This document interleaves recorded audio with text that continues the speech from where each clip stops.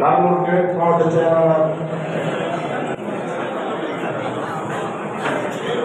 அருமையர் ராஜ்குமார் அவர்களின் தலைமையில சட்டமன்ற தொகுதிக்கு உட்பட்ட வாக்குச்சாவடி முகவருக்கான அறிமுக கூட்டம் நடக்கிறது.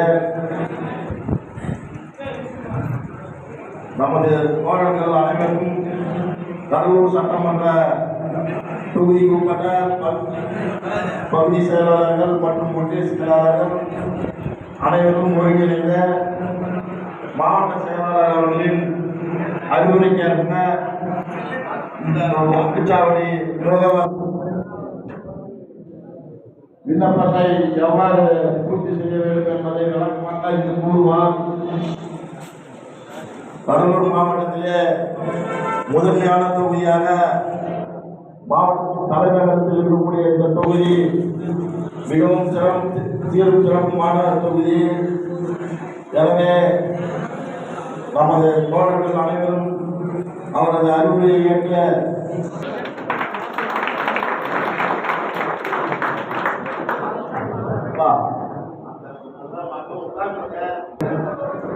தளபதி அவர்களுடைய சொல்லுக்கு எனக்கு நம்மளெல்லாம் எங்களுடைய ஆசான் முஸ்லிம் நாகந்தன் அவர்களுடைய சொல்லுக்கு இந்த கடலூர் கிழக்கு சட்டமன்ற தொகுதியினுடைய பூத் கமிட்டி கலந்தாய்வு கொடுத்திருக்கு வருகிறது சிறப்பித்துக் கொண்டிருக்கின்ற தலைமை நிலைய செயலாளரும் எனது இணைய நண்பருமான ராஜசேகர் அவர்களே, கழகத்தினுடைய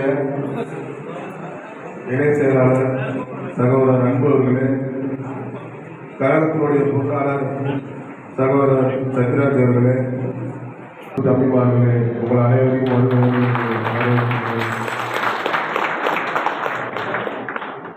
இந்த கூட்டம் என்பது கடலூர் சட்டமன்ற தொகுதிக்கு உட்பட்ட கூட்டம். காரணம் என்னன்னு சொன்னால், நம்மளுடைய கட்சியுடைய தலைவர் தளபதி அவர்களுடைய ஆணை கிழக்க தமிழ்நாடு முழுவதும் இருக்கக்கூடிய சட்டமன்ற தொகுதிகளுக்கு உட்பட்ட பூத் கமிட்டி அமைக்க வேண்டும் என்ற ஒரு கலந்தாய்வு கூட்டம் நடத்த வேண்டும் என்று தலைமையில் அறிவுறுத்தப்பட்டது. அதன் காரணமாக சென்ற மாதம் கூட கோயம்புத்தூரில் பூத் கமிட்டி மாநாடு நடைபெற்றது. ஆனால் அந்த பூத் கமிட்டி மாநாட்டுக்கு வெறும் 7,500 பேர் தான் அழைப்பு நடத்தப்பட்டது.